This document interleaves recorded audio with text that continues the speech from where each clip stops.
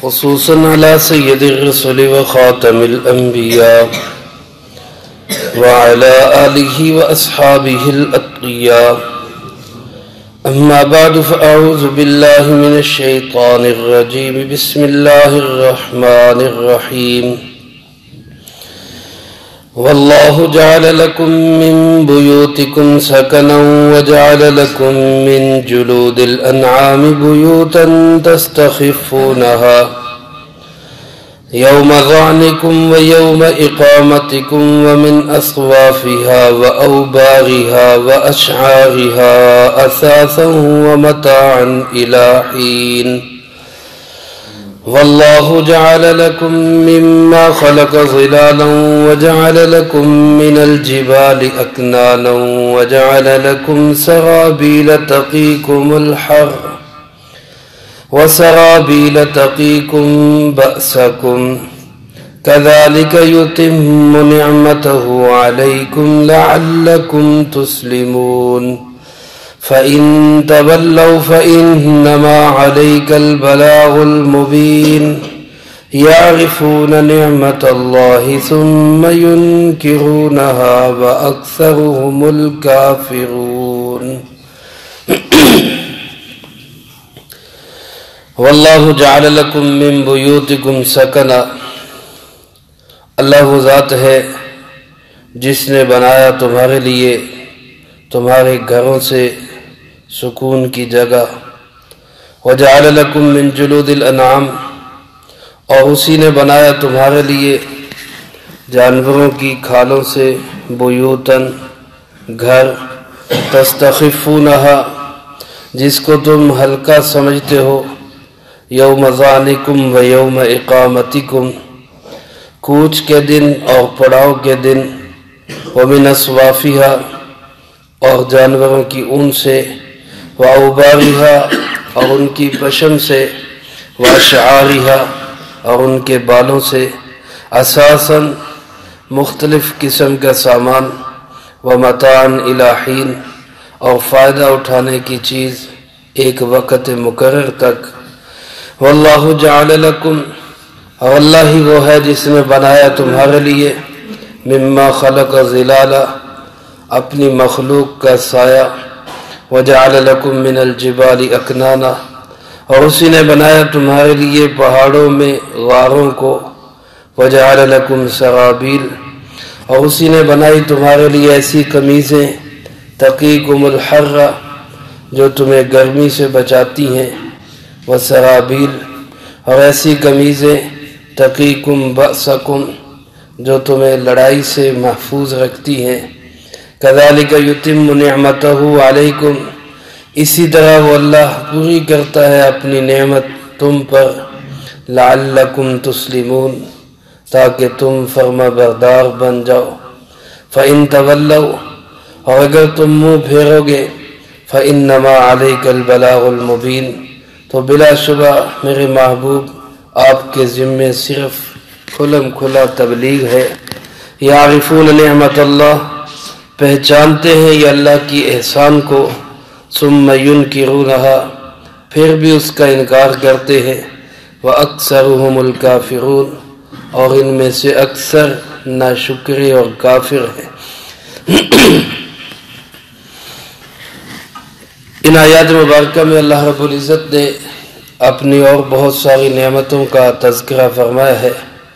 یہ سارے احسانات اس صورت مبارکہ میں بڑی تفصیل کے ساتھ اور کثرت کے ساتھ اللہ پاک نے بیان فرمائے. مقصود وہی ہے جو یہاں بھی ذکر کیا، لعلکم تسلمون تاکہ تم اللہ کے فرما بردار بن جاؤ. اللہ مجھے آپ کو سب کو اپنی نعمتوں کا شکر ادا کرنے کی توفیق نصیب فرمائے. اللہ پاک نے یہاں گھر کو اپنی نعمت کے طور پہ ارشاد فرمایا. فرمایا اللہ وہ ذات ہے جس نے تمہارے لیے گھر بنائے، سکنا سکون کی جگہ. سکون کے دو معنی یہاں پہ علماء نے لکھے، ایک تو سکونت سے ہے رہنے کی جگہ، ٹھہرنے کی جگہ، اور ایک تسکین سے ہے کہ گھر کو اللہ نے باعث سکون بنایا. یہ دن بھر انسان مشقت، محنت، مزدوری، باہر بازار کے اندر مختلف قسم کی ٹینشنیں اور فکریں اور غم وہ سہتا کڑتا کڑاتا شام کو گھر میں آتا ہے تو ہر فکر سے آزاد اور اس کو عین اللہ پاک کی طرف سے سکون نصیب ہو جاتا ہے۔ اس میں علماء نے یہ لکھا ہے، اس بات کی طرف بھی اشارہ ہے کہ گھر وہی ہے جس گھر کے اندر بندے کو سکون نصیب ہو، اور جس گھر میں بندے کو سکون نصیب نہ ہو وہ گھر نہیں ہے، وہ یوں کہہ لیں کہ بس آسرا ہے، ٹھکانہ ہے، رہنے کی جگہ ہے، سر چھپانے کی چھت ہے، ورنہ حقیقت میں گھر وہ ہے جس گھر میں انسان کو سکون ملے۔ تین چیزیں جس کو اللہ پاک نے اپنا سکون فرمایا، ایک فرمایا وَجَعَلَ لَكُمُ اللَّيْلَ سَكَنًا، اللہ نے تمہارے لیے رات کو باعث سکون بنایا۔ ایک فرمایا کہ اللہ نے ازواجکم لتسکنوا الیہا، تمہاری بیویاں بنائی تاکہ تمہیں سکون نصیب ہو۔ ایک یہاں پہ گھر کو فرمایا سکنا، گھر کو ہم نے تمہارے لیے باعث سکون بنایا۔ تو یہ تینوں چیزیں اگر باعث سکون ہیں تو وہ انسان انتہائی خوش قسمت انسان ہے، دنیا کے اعتبار سے بڑا ہی سعادت مند انسان ہے۔ اور اگر میرے دوستو گھر ایسا ہو کہ جس میں بندے کا جانے کو دل نہ کرے، جیسے وہ کہتے ہیں نا کہ بات تو بنائی ہوئی ہے ویسے شادی کے خلاف، لیکن حقیقت میں ایسا مذاق کرنا نہیں چاہیے شادیوں کے ساتھ، لیکن یہ اس طرف اشارہ ہے کہ اگر گھر باعث سکون نہ ہو، کہتے شادی سے پہلے بندہ باہر نکلتا ہے گھر سے تو کہتے یا اللہ اپنی پناہ میں رکھے، یا اللہ اپنی پناہ میں رکھے، اور پھر گھر واپس آتا ہے تو کہتے شکر الحمدللہ خیر و خیریت سے گھر پہنچ گیا۔ اور پھر شادی جب ہو جاتی ہے تو پھر بندہ جب گھر میں داخل ہونے لگتا ہے تو پھر کہتا ہے یا اللہ اپنی پناہ میں رکھے، یا اللہ اپنی پناہ میں رکھے، اور پھر جب گھر سے نکلتا ہے تو پھر شکر کرتا ہے مولا تیرا شکر خیر خیریت سے باہر نکلا ہے۔ تو ایسا گھر جو ہے وہ باعث سکون نہیں ہے۔ آج میرے عزیز دوستو یہ جو ہوٹل آباد ہیں، باہر کے کھانے آباد ہیں، اس کی بنیادی وجہ یہی ہے کہ گھروں کے اندر خواتین اپنی ذمہ داری کا احساس نہیں کرتی، اور وہ سمجھتی ہیں کہ باہر سے ہی کھا لیں گے، باہر سے ہی پی لیں گے، بس وہی گزارا ہو جائے۔ اور بعض اوقات ہم مرد بھی اس میں زیادتی کرتے ہیں کہ گھر میں کھانے میں کوئی معمولی اونچ نیچ ہو جائے تو ہم بھی لافا شروع کر دیتے ہیں کہ تجھے پکانا ہی نہیں آتا، باہر کے کھانے بڑے مزیدار ہوتے ہیں، لہذا باہر۔ اب تو بلکہ میں دیکھ رہا ہوں چائے کے ہوٹل آباد ہیں باہر۔ پہلے چلو بندہ یہ کرتا تھا کہ کھانا باہر کھا لیے، چائے گھر کی پینی ہے، اب چائے بھی باہر کی آباد ہے۔ میرے عزیز دوستو یہ دونوں پہلو جو ہے بہت قابل غور ہے۔ ہماری خواتین کو بھی چاہیے کہ وہ اچھے سے اچھا کھانا، اچھے سے اچھے چائے، ضروریات خامن کے لیے ایسی پوری کرے کہ اس کو گھر کے باہر کہیں سکون ہی نہ ملے، اور ہم مردوں کو بھی چاہیے کہ معمولی اونچ نیچ ہو بھی جائے تو گھر کو ہی باعث سکون سمجھے، ورنہ اگر ظاہری ٹیپ ٹاپ میں بہت عالی شان بلڈنگ بنا لی لیکن گھر میں آنے کو دل نہیں کرتا، ٹھہرنے کو دل نہیں کرتا، بچوں کے ساتھ دل نہیں لگتا، بیوی کے ساتھ دل نہیں لگتا، تو اس کا مطلب ہے یہ گھر باعث سکون نہیں ہے۔ اللہ ہم سب کے گھروں کو باعث سکون بنائے۔ پھر فرمایا وَجَعَلَ لَكُم مِّن جُلُودِ الْأَنْعَامِ بُيُوتًا، کچھ گھر اللہ نے ایسے بنائے کہ جو چمڑے سے بنے ہوئے، جانوروں کی کھال سے بنے ہوئے گھر، جن کا اٹھانا بھی آسان، جن کا بنانا بھی آسان، یوم ذانکم و یوم اقامتکم۔ جس ماحول میں قرآن پاک اترا ہے، عرب کے معاشرے میں تجارت کے لیے جاتے تب، کسی جگہ جنگ کے لیے جاتے تب چمڑے کے بنے ہوئے خیمے استعمال ہوتے ہیں، اور خاص طور پہ کچھ لوگ خانہ بدوش ہوتے تھے تو وہ تو جہاں پانی ملتا وہاں گھر بنا لیتے، جب تک پانی میسر ہوتا وہاں رہتے، جب پانی وہاں ختم ہو جاتا کسی اور جگہ منتقل ہو جاتا۔ تو اللہ فرماتے یہ چمڑے کے بنے ہوئے گھر یہ بھی میں نے تمہارے لیے بنائے، بعض اوقات چمڑے کے بڑے بڑے خیمے ہوتے تھے۔ ایک حدیث پاک میں، ایک روایت میں ایک صحابی فرماتے ہیں کہ یہ بات ہمیں رسول اللہ صلی اللہ علیہ وسلم نے تب ارشاد فرمائی جب ہم آپ کے ساتھ ایک چمڑے کے خیمے میں تھے جس میں تقریباً 40 افراد موجود تھے۔ تو ایسے بڑے بڑے خیمے چمڑے کے بنا کرتے تھے، 40 افراد اس میں بیٹھ جاتے تھے۔ تو یہ اللہ پاک فرماتے ہیں یہ جو چمڑے کے خیمے، لیدر کے خیمے ہیں، یہ بھی میں نے تمہارے لیے بنائے۔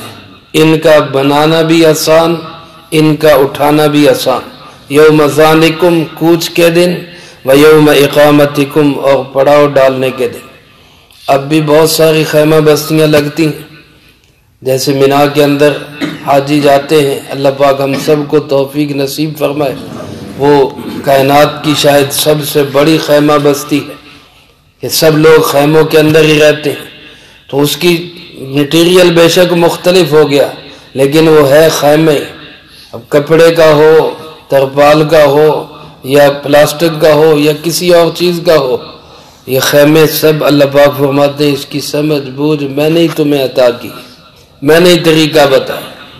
اور پھر فرمایا جانوروں کی اون سے، وَمِنْ أَصْوَافِهَا وَأَشْعَارِهَا وَأَوْبَارِهَا، اون جو ہے بھیڑ کی جسم پہ ہوتی ہے، اوبار وبر کی جمع ہے، یہ اونٹ کے جسم پہ بال جو ہیں ان کو وبر کہا جاتا ہے، اور اشعار بکریوں کے جسموں پہ جو بال ہیں ان کو اشعار کہا جاتا ہے۔ اللہ پاک فرماتے ہیں ان بالوں سے، اون کے ان ریشوں سے اساساً بہت ساری چیزیں بنتی ہیں تمہاری۔ رسیاں اس سے بناتے تھے، خیموں کی سلائی کے لیے دھاگے اس سے بناتے تھے، اور بہت سارے کاموں کے اندر یہ بال استعمال ہوتے۔ اللہ پاک فرماتے ہیں وَمَتَاعًا إِلَىٰ حِينٍ، یہ سب ساز و سامان برتنے کی چیزیں ہم نے تمہیں سمجھ دی کہ ایک وقت تک ان کو استعمال کر۔ آج اس کی جگہ پہ جتنی جدید چیزیں آ گئی، یہ سب بنانے کی سمجھ بوجھ کس نے دی ہے؟ یہ اللہ پاک نے دی۔ اور اللہ فرماتے ہیں یہ میں نے برتنے کے لیے دی ہیں، ایک وقت تک استعمال کر لو، ان کے ساتھ دل نہیں لگانا، ایسا نہ ہو کہ تمہارا دل ان میں لگنے لگ جائے۔ یہ صرف متاع ہے، متاع۔ قل متاع الدنیا قلیل، آپ فرما دیجئے دنیا کا سامان بہت تھوڑی مدت کے لیے، اس میں دل نہیں لگانا۔ یہ گھر ہو، یہ خیمہ ہو، یہ کوٹھی ہو، بنگلہ ہو، جو کوئی بھی چیز ہو، یہ صرف برتنے کے لیے ہے، استعمال کے لیے ہے۔ جیسے بیت الخلاء ہوتا ہے، جائز ضرورت ہے، کوئی بندہ اس میں دل نہیں لگاتا کہ میں یہیں پہ رات گزاروں گا، میں یہیں پہ بیٹھا رہوں گا، وہ ضرورت کے لیے جاتا ہے، ضرورت پوری ہوتی ہے تو باہر آ جاتا ہے۔ اللہ فرماتے ہیں اس کو ایسے برتنے کی چیز سمجھو، جائز ضرورت سمجھو۔ پھر فرمایا واللہ جعل لکم مما خلق ظلالا، اللہ وہ ذات ہے جس نے اپنی پیدا کی ہوئی چیزوں کا سایہ بنا دیا۔ گرمی کے اندر سایہ بہت بڑی نعمت ہے، درخت کی چھاؤں مل جائے بہت بڑی نعمت ہے، اسی طرح کسی چھت کا سایہ مل جائے، کسی چھپر کا سایہ مل جائے، تو گرمی کے موسم میں یہ اللہ کی بہت بڑی نعمت ہے۔ پہاڑوں کے سائے لوگ استعمال کیا کرتے تھے گرمی کے دنوں، پہاڑ کے سائے میں بیٹھے، اللہ کا بہت بڑا انعام ہے۔ اور نبی پاک صلی اللہ علیہ وسلم نے بھی فرمایا کہ سائے کی جگہ پہ ایسا ماحول نہ بناؤ کہ لوگ سائے کے لیے آئے تو ان کو تکلیف ہو۔ آپ نے منع فرمایا راستے کے اندر پیشاب وغیرہ کرنے سے، اور سائے کی جگہ پہ پیشاب وغیرہ کرنے سے، کہ لوگ آگے بیٹھیں گے سائے کے حصول کے لیے اور پاس گندگی پڑی ہوگی، ان کو تکلیف ہوگی۔ میرے محترم دوستو، جو اسلام اس قدر لوگوں کو تکلیف سے بچاتا ہے، وہ کیسے گوارا کرے گا کہ بے گناہوں کے گلے کاٹے جائیں، بے گناہوں کو مارا جائے؟ اس لیے آج جو مسلمان کو دہشت گرد یا مسلمان کو جو ہے بنیاد پرست کے طعنے دیے جاتے ہیں، یہ سب الزامات ہیں، ان کی اپنی کاروائیاں ہوتی ہیں، متھے لگا دیتے ہیں امت مسلمہ کے۔ مسلمان سلامتی والا ہے، کسی کو تکلیف دینے والا نہیں۔ آپ صلی اللہ علیہ وسلم نے فرمایا سائے کی جگہ پہ یا راستے کے اندر ایسی جگہوں پر پیشاب پخانہ نہ کرو تاکہ کسی کو تکلیف نہ ہو۔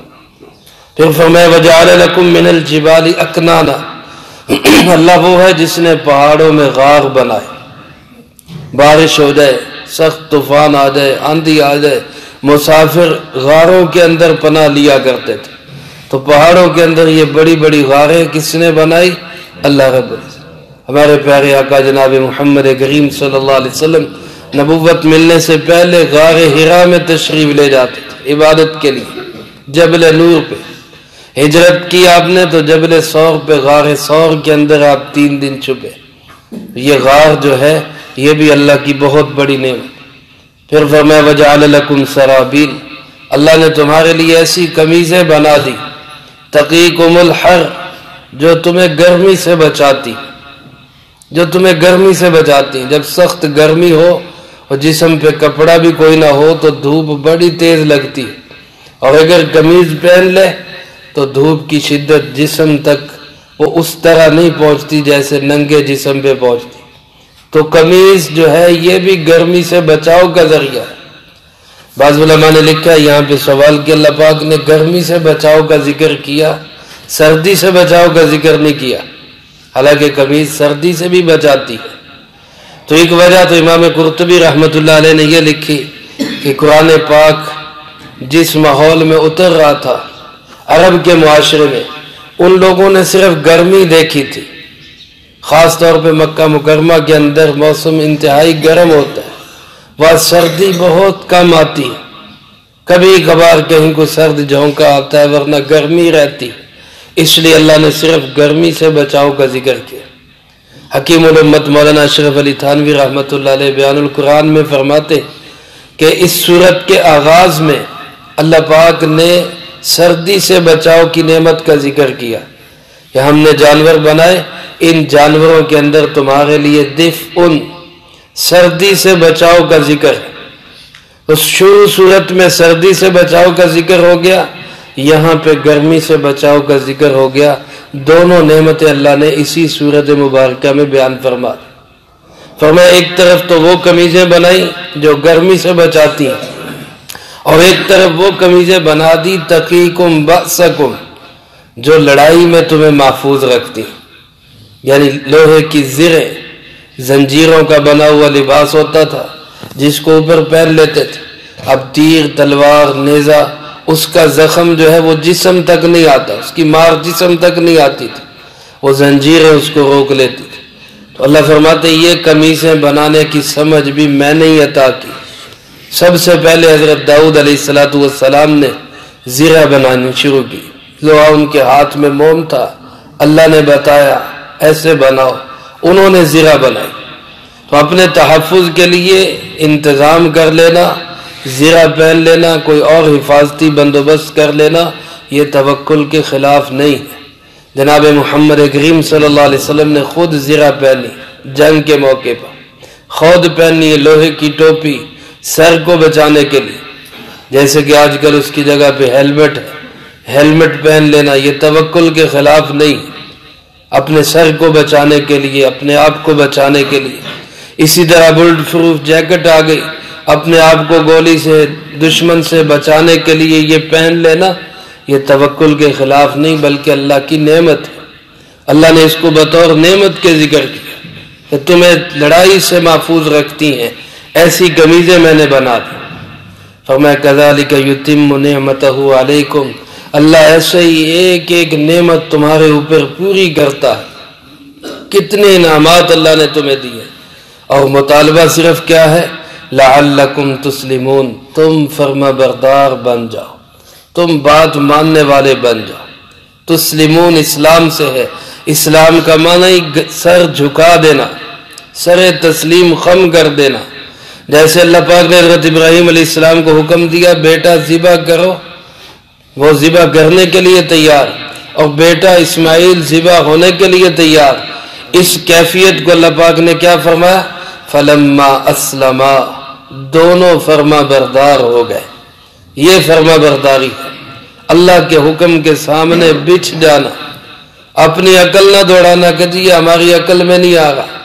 حضرت ابراہیم علیہ السلام جیسا ذہین عقل مند انسان وہ یہ نہیں کہہ رہا کہ یا اللہ بیٹا کیوں ذبح کر دوں، اس میں کیا حکمت ہے، نہیں، بلکہ کہا اللہ تیرا حکم ہے، لہذا دوسری بات ہی کوئی نہیں، ذبح کرنے کے لیے تیار۔ اس کا نام اسلام ہے، سمجھ آئے یا نہ آئے، اللہ کا حکم ہے، جناب محمد کریم صلی اللہ علیہ وسلم کا ارشاد ہے، سر تسلیم خم ہے، ماننے کے لیے تیار ہے۔ لیکن اللہ پاک فرماتے فَإِن تَوَلَّوْا، اگر تم منہ پھیرو گے، اگر تم اطاعت سے باہر نکلنے کی کوشش کرو گے، اگر تم فرما برداری نہیں کرو گے، تو اللہ نے اپنے محبوب کو تسلی دیتے ہوئے فرمایا میرے محبوب انما علیک البلاغ المبین، آپ کے ذمے منوانا نہیں ہے، صرف پہنچانا ہے۔ اگر کوئی نہیں مانتا آپ کو اس پہ پریشان ہونے کی ضرورت نہیں۔ اتنی انعامات کے باوجود اگر کسی کو اللہ کا شکر ادا کرنے کی توفیق نہیں ہوتی تو آپ پریشان نہ ہو، آپ کے ذمے صرف کھلم کھلا تبلیغ ہے، کھول کر بیان کر دینا آپ کے ذمے ہے۔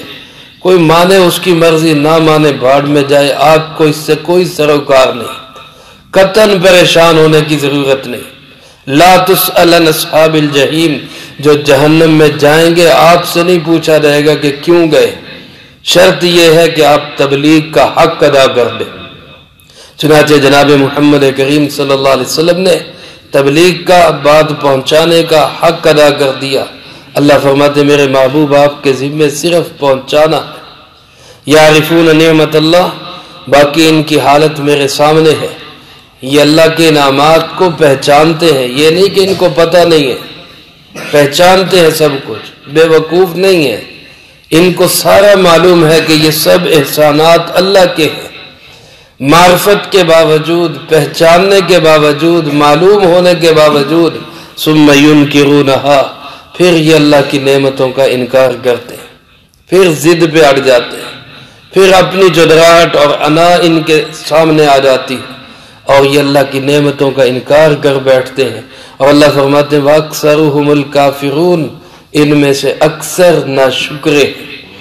کافرون کفر کا معنی پہلے بھی میں نے بتایا، اصل معنی اس کا ناشکری ہے، یہ لوگ ناشکرے ہیں، اور اسی لیے کافر کو بھی کافر کہا جاتا ہے کہ وہ اللہ کا انکار کر کے سب سے بڑا ناشکرہ بنتا ہے۔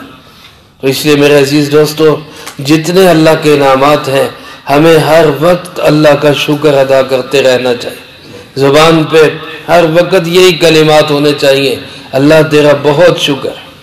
ہمارے بزرگ حضرت مولانا سید جاوید حسین شاہ صاحب دامت برکاتہم فرماتے ہیں روزانہ کم سے کم دو نفل شکرانے کے پڑھے، اور پھر یوں کہے کہ یا اللہ جتنی تو نے مجھے ظاہری اور باطنی، جسمانی اور مالی، اور یا اللہ نعمت ایمان پر ہم تیرا شکر ادا کرتے ہیں، تمام ظاہری باطنی نعمتوں پہ، جسمانی نعمتوں پہ، مالی نعمتوں پہ، اور اے اللہ نعمت ایمان پر، سب سے بڑی نعمت ہے اللہ نے ہمیں ایمان کی توفیق نصیب فرمائی، اللہ اسی ایمان پہ موت نصیب فرمائے۔ تو روزانہ کم سے کم 2 نفل پڑھ کے ساری نعمتوں کا شکر ادا کرنا چاہیے۔ اللہ مجھے آپ کو اس کی توفیق نصیب فرمائے، جو کہا سنا اس کو زندگی میں لا کے دوسروں تک پہنچانے کی توفیق عطا فرمائے۔ اللہم لک الحمد کما ینبغی لجلال وجہک وعظیم سلطانک، اللہم لا احصی ثناء علیک انت کما اثنیت علی نفسک، اللہم لک الحمد کما انت اہلہ، صلی علی محمد کما انت اہلہ، وافعل بنا ما انت اہلہ فإنك أهل التقوى وأهل المغفرة. اللهم ربنا ظلمنا أنفسنا وإن لم تغفر لنا وترحمنا لنكونن من الخاسرين. اللهم ربنا آتنا في الدنيا حسنة وفي الآخرة حسنة وقنا عذاب النار. ربنا هب لنا من أزواجنا وذرياتنا قرة أعين واجعلنا للمتقين إماما. اللهم احسن عاقبتنا في الأمور كلها وأجرنا من خزي الدنيا وعذاب الآخرة. اللهم اكفنا بحلالك عن حرامك وأغننا بفضلك عمن سواك. اللهم اكفنا كل مهم من حيث شئت ومن أين شئت. رب ارحمهما كما ربياني صغيرا.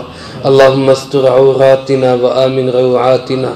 اللهم إنا نجعلك في نحورهم ونعوذ بك من شرورهم ربنا تقبل منا إنك أنت السميع العليم وتب علينا إنك أنت التواب الرحيم صلى الله للنبي الكريم وعلى آله وأصحابه أجمعين برحمتك يا